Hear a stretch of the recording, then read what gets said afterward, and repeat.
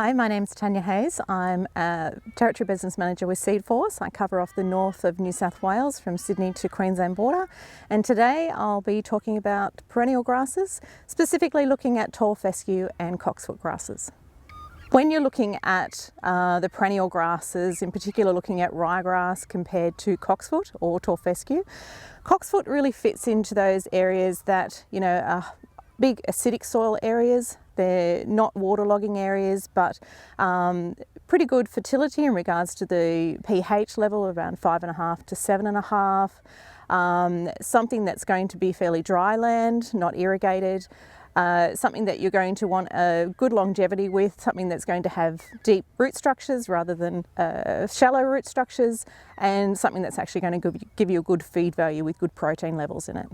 The differences between the growth patterns in regards to cocksfoot and tall fescue and annual or perennial ryegrasses is that the perennial ryegrasses are really fast to establish. They can kick off really quickly in the autumn months and provide really good feed value during those cooler months, those autumn winter months, as well as early into the spring as well. Whereas cocksfoot, they're slow to establish. They're one of the slowest grasses to establish, but what that does in turn, it allows it to establish really well, create a really good root structure deep down in the soil, which allows it to get into that subsoil moisture compared to the ryegrasses, which have very shallow root structures.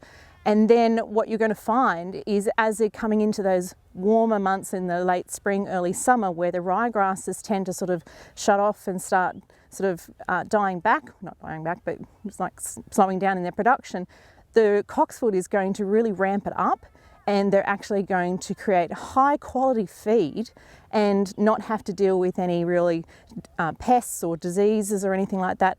And they're going to continue on through to the warmer months to provide excellent feed value for you throughout the rest of the warmer months, whereas the ryegrasses won't continue on.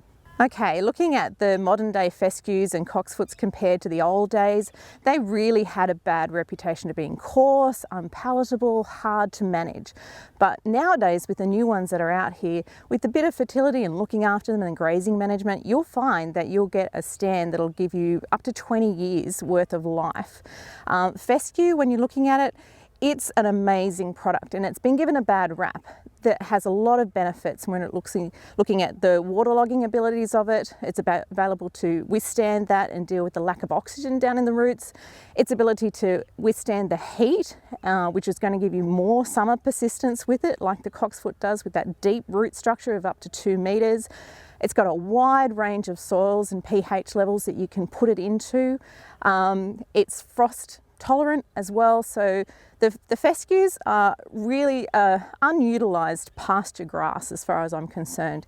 Yes, you do have to manage its grazing, especially in spring when it's starting to really flourish. You really need to close that rotation gap to around about 14 days compared to ryegrass, which can be about 21 days. But at the end of the day, you're going to get that long-term persistence with the fescue like they would with the cocksfoot, especially in those warmer months.